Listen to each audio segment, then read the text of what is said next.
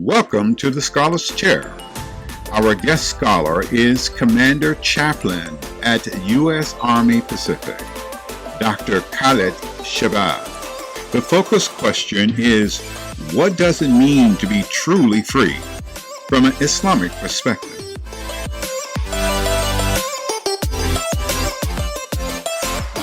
Is freedom from an Islamic perspective a gift from God?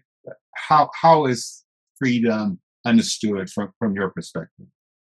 Thank you for the question. Freedom, from my perspective, is just that. The word in itself, it gives you, it liberates you, it emancipates you to actually pursue whatever you like in the context of still having integrity and duty, obligation to your fellow man, and an obligation to learn and experience and improve on your personal situation. The prophet, peace be upon him, he said, you should seek knowledge from the cradle to the grave. I think one of the reasons he said that, because knowledge evolves you, right? Knowledge enhances who you are as a person. Those things that I did yesterday, most certainly with knowledge, I wouldn't do today. That's a sense of freedom, because you're free to think outside of the kind of captive lens of ignorance. One of the other things he says is the ink of a scholar is more valuable than 1,000 martyrs. Again, it goes to the concept of knowledge and education, and kind of nurturing your spirit, the spirit, like the Quran talks of, self-effacing spirit. So that's what I think freedom is in the Islamic concept. Is ignorance an expression of freedom, or is ignorance a limitation of freedom, given that definition? Well, ignorance is most certainly an inhibitor to freedom, right? The Quran says, let him who believe, believe, and let him who disbelieve, disbelieve, right? There's no compulsion in religion. So Allah, subhanahu wa ta'ala, allows you to be ignorant, right? That is one of most certainly your freedoms. Mm-hmm. But the person of the higher being, the mu'min, the believer, is a person of knowledge. Yes. So to be ignorant is actually, in a sense, a limitation on freedom, isn't it? That's correct. Absolutely. How does the Quran inform us concerning the meaning of freedom? Well, in my humble opinion, the Quran talks about the edification of the soul, right? Yeah. The word, even Rab, the Lord, it means one who nurtures you to perfection, right? And so if you're talking about freedom in that context, submitting to your Lord, through ibadah, through knowledge, it enhances and furthers your sense of freedom, because you understand that nothing in the heaven or earth actually goes forth without Allah subhanahu wa ta'ala. So God is the arbiter and the creation of freedom. Yes. Yes. If to be human means one is free to choose, yes, how does that inform us about our responsibilities as human beings? And what does that say about the nature of God? It's kind of people have written books on that question. So yeah, I'm sure. And sometimes, expanding that question, in my opinion, sometimes is good, and also it creates limitation. Some of the things in the Quran talks about, some of the questions people ask was actually inhibiting their faith, right?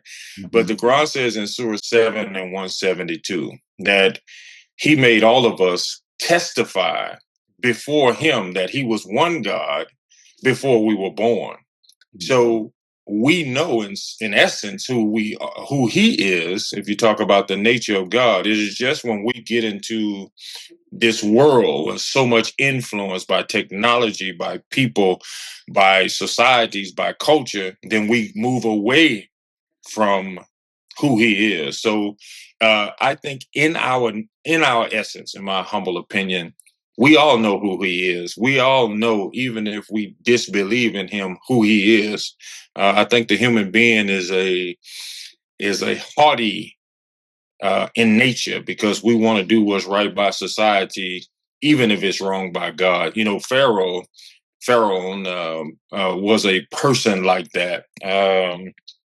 They came to him with a message, right? He was in his time considered as a god, right? Moses came to him many times, and it was only until he was getting ready to die, he says, "I believe in the God of Moses," right? So he knew all the time, but his culture, his society, his upbringing said that he was to take on a characteristic that wasn't really his to own. But because he was encapsulated by that society, he did something unthinkable, and that was to consider himself God. I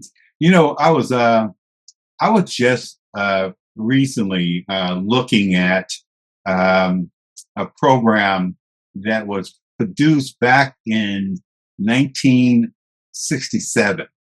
Yes. It was a program that was produced by Fireline, Wim Buckley. I don't know if you've ever No. good. That's probably a good thing.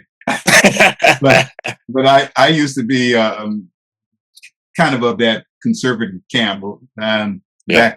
back in the day. But Wim Buckley used to be one of the people that. Anyway, the program was about academic freedom.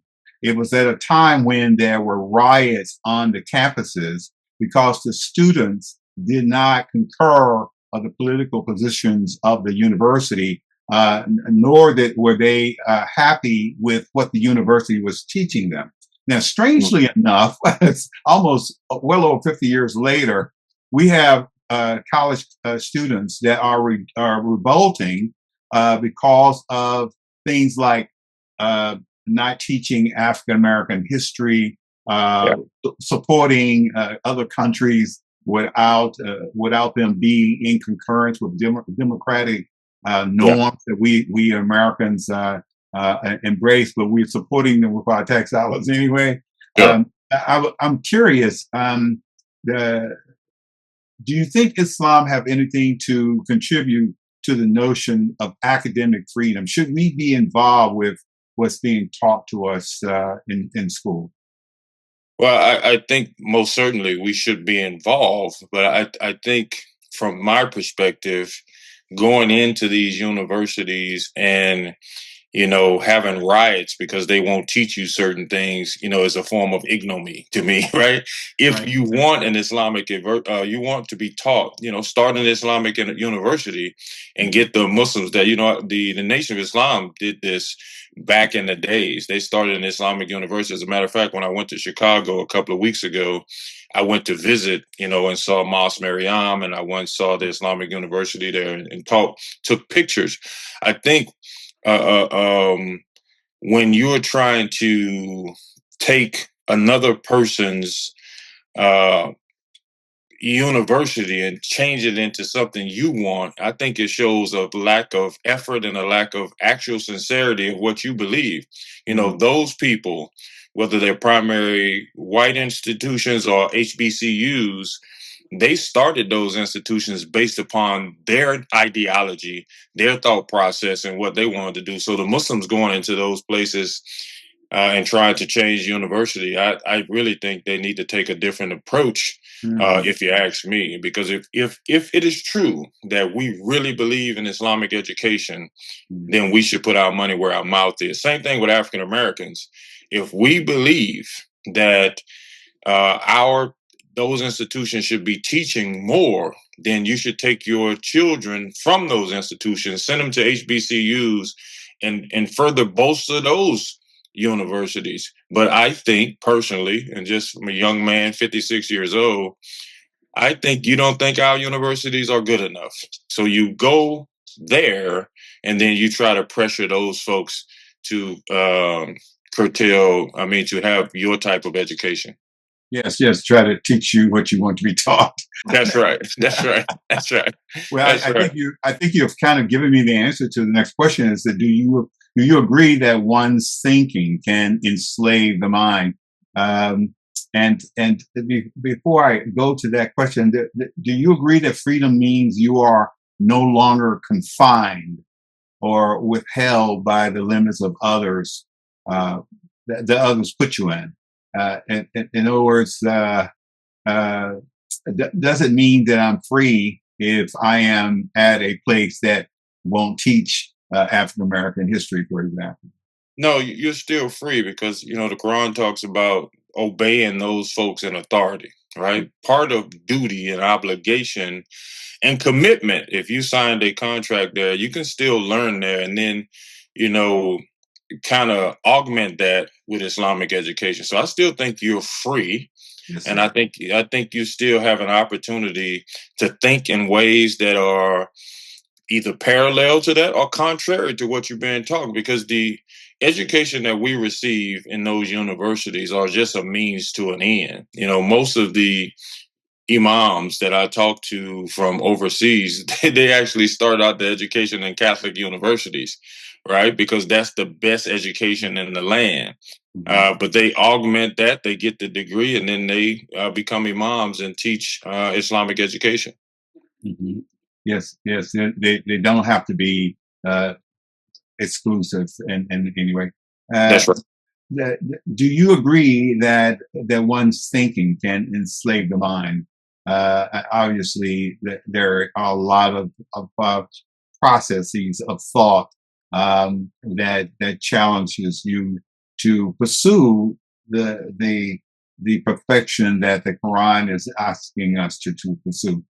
Uh, Yeah. so so if so, how can we be liberated? Yeah, your thoughts and your words are the house you live in, right? Mhm. You know, there's an old saying, you are what you eat, right? So you most certainly can be enslaved by what you take in, and it actually can make you captive. We talked about earlier, culture. I was online the other day, and this guy, he was talking about not snitching on people, because snitching on people in the urban in the urban community, say snitches get stitches, right? Right. So he had seen clear violations in the military where people were drinking and smoking, which is a no in a military environment, in a school environment, that is a clear no go, right? Mhm. But he was willing to lose his career, his wife and children's form of income, because he didn't want to snitch. And see, that's a cultural issue, right? That is a issue where I think the culture has overtaken your sense of duty and obligation to God, right? And so if you talk about freedom, if you talk about freedom of thought, if you talk about actually enhancing who you are as a person, snitching doesn't come into the picture, because the Quran says, tell the truth, even if it's against your own self. Right? You have an opportunity and obligation to do things right, and you can't lose who you are because people won't like you. Right? Mhm. So when you're talking about freedom of thought, the Quran talks about in Surah Al-Qamar, Surah 54, 4 times before the verse 34, the importance of thinking. It says, is the man who thinks and the man who doesn't, are they alike? No, the man that does not think is like an animal, or even less. Mhm. Look at the descriptive language Allah uses to say of a person who does not think. An animal, or even less. Think about that description. Yes, yes, yes. It's very clear, and Yes. it definitely does not want us to be animals. The liberation of freedom is directly connected to one's pursuit of knowledge. I agree.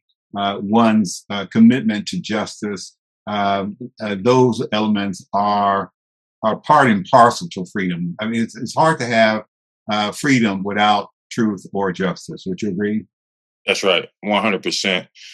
Because freedom to me is congruent with justice. If it is true that you need a just society, you need a society of laws, you need a society of corrective measures, you need those in place to be free. Because you can most certainly, it doesn't matter how much you learn, it doesn't matter how much you know. You know, people always say knowledge is power. I disagree. The application of knowledge is power, right? And so those corrective measures that you see, justice and equality, those things are the real freedom, right? And equality doesn't mean that everybody is the same. You know, equality means you'll be given an opportunity to be or to go wherever you want to go, but it doesn't mean that you are entitled to anything.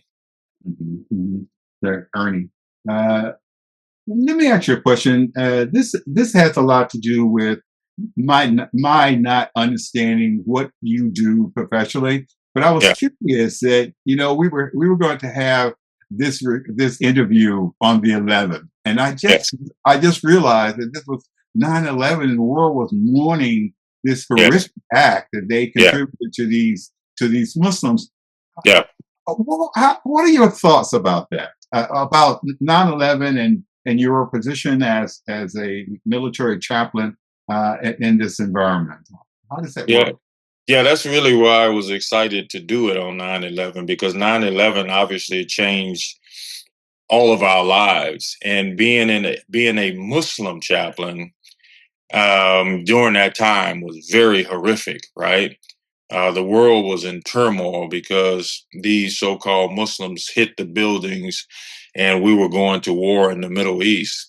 Now, if you can imagine being a Muslim chaplain, or just a Muslim in that time, but being a Muslim chaplain, caring for the souls of 700 soldiers in my battalion and deploying to the Middle East where they're fighting Muslims, right? Nobody actually thinks about that, and me in that position. It was tough, right? Because you're in your own space, your own ideology, your own intersectionality of being who you are, but you also have to care for other people. So my job as an imam or a chaplain is just that. I am responsible for the spiritual well-being for everybody in my unit. And at that time, it was 700 people, 700 soldiers. And then at that time, being the only imam in the theater, which means I was the only imam in Iraq at that time. So anytime a Muslim was hurt, anytime a Muslim got killed, soldiers I'm talking about, they would take me on an airplane and I would have to go do a janazah or memorial service for those folks. So it was very difficult and very taxing for me. And what's interesting about that as well, nobody, when I say nobody, asked me how I was doing. Like, not one human soul on earth. It just was more expectations. So the trauma of war is difficult in itself. And then the trauma of being a Muslim chaplain, in that it was very overwhelming and very difficult, to be honest with you. Did you seek counsel yourself and from other? No. No. Sadly, I didn't, because you're wrapped up in your own ego. One of the things that the Quran says in Surah to Yusuf, chapter 12 and 106, it talks about most people who believe in God do not do so without idol worship. What a deep verse, right? We think we can care for ourselves, right? I'm a Muslim chaplain, I'm an imam, I'm a scholar. I just got to keep working and I'll heal myself, right?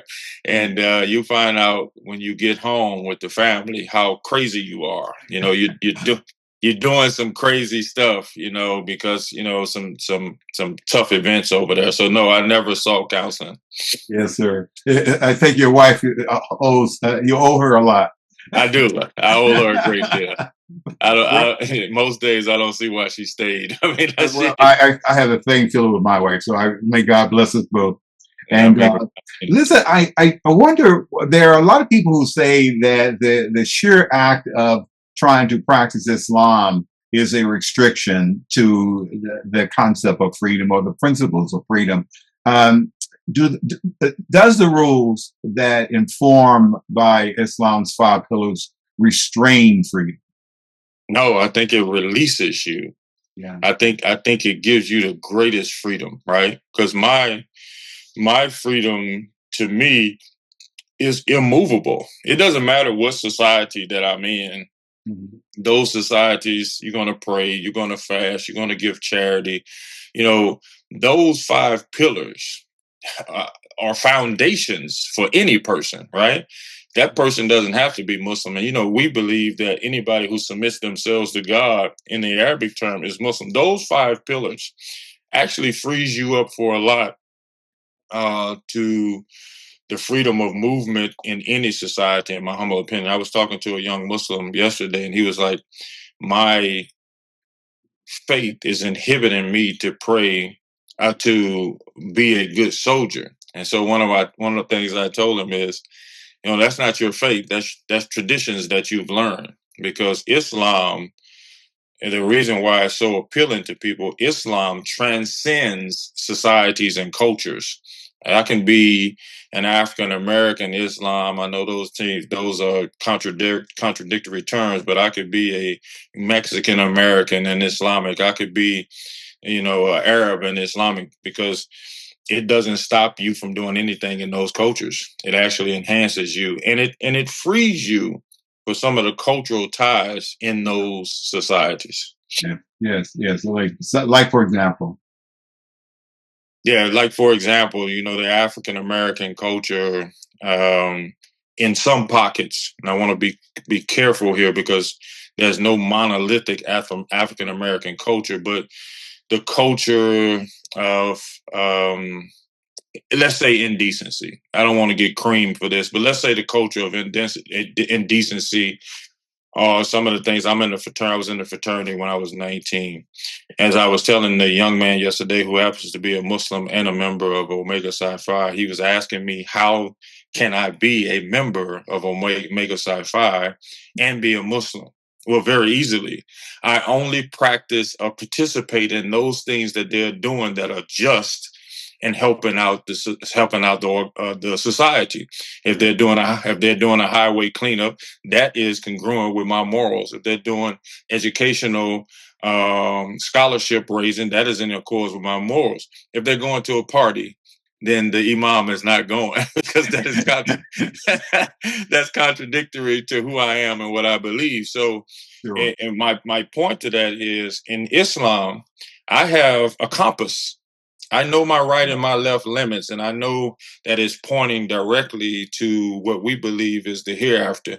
And so my obligation is to stay pointed north so I know where I'm going. So you maintain your highest objectives. 100%.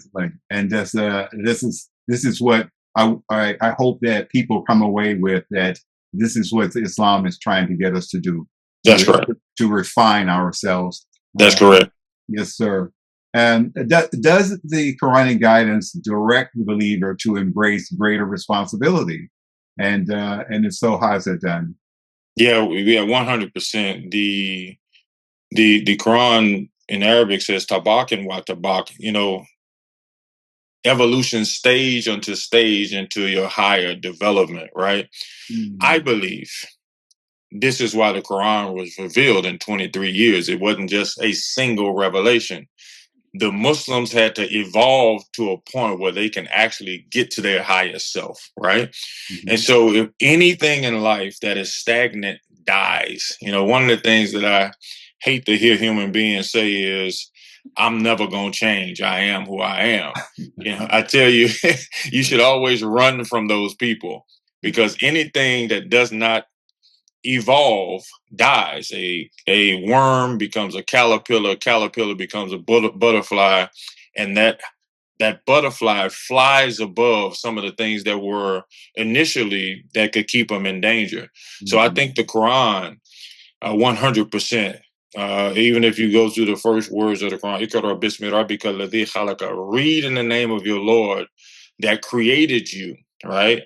This is trying to get you to an evolve state. This is why also the Quran says man is Khalifa, right? He is a vicegerent in the earth. You can't be a vicegerent in the earth if you're staying at one stage of development. So I think the Quran evolves us over a period of time through our experiences. And lastly, I'll say this in Surah 94, Inshallah, the Quran says, have I not take the burden that you had on your back? Did I not make you a person who is a outstanding person in the society? And then Allah says, فَإِنَّ مَا يَلُسْرِ يُسْرًا, because after every difficulty comes ease. That means we must go through the difficulty to what we consider ease, evolution. And then Allah says in the concluding verse, when you are free from your difficulty, turn yourself back to your Lord. Mm. So he's really exhorting us to learn and study and become deeper students of not only ourselves, but him and his creation. The Quran also says, these are our last two questions. The Quran says that every soul will be held in plea for its deeds. Yes. This is to say to us about freedom. How does that relate to freedom? Man, not just freedom. I mean, it's terrifying, right? Right. It is really terrifying because the Quran talks about on Yom Kippur, on the Day of Judgment. You know, again, if you look at technology now, you see these iPhones, and we can create videos, and we get to tell our story. 30 years ago, when I accepted Islam, I read this verse. It says, on Yom Kippur, your life is going to be like a video camera. It's going to tell every deed that you've done, wherever your ears are going to tell Allah what you speak forward, what you listen to. Your mouth is going to speak for you on the day of judgment of what you said. Your hands are going to tell the story of what you touch, and your feet are going to tell you where you went for. I mean, it's going to be a video camera of the day of judgment of everything you did. So when you're talking about each soul being accountable, wow, that's absolutely scary in the existence of who we are as human beings, because all of us, the Quran says that he has created man da'if, weak. Yes. And so all of us have a side that we put forth, but there's another side to all of us. And so when you're talking about personal accountability, oh man, that's freedom if you can master your lower side, right? Yeah. And become the person that you're supposed to be. I read somewhere that any man that masters his nafs, his lower desire, is truly entered into his highest potential. Fascinating. Yes. The last question that I have to ask you, Dr. Shabazz, is would you explain to me this particular ayat? It says, say, namely, that no bearer of burdens can bear the burden of another, that man can have nothing but what he strives for. Yeah, I love that, because when you look at life in general, it doesn't matter if we're dealing with nepotism. It doesn't matter if something is handed down by inheritance from a person. At the end of your life, at the end of this journey that we're on, we're all going to be held accountable for what we actually did in life. Right? It goes with that last verse. I hear a lot of people say, if I had a better environment, I would be something. If I had a better mom, a better dad, it's my dad's fault, it's my mom's fault, it's my wife's fault, it's my husband's fault. The Quran is saying here that no bearer of burden can bear the deeds of another person. While it's not your fault, it's your responsibility to be who you're supposed to be. The Quran says man shall have what he strives for, and his striving will soon be seen. Most certainly, you will have a more difficult time to getting where you want to go if you started off with a bad mom and a bad dad and a bad environment. But the Quran frees you from that with this thing that we call accountability.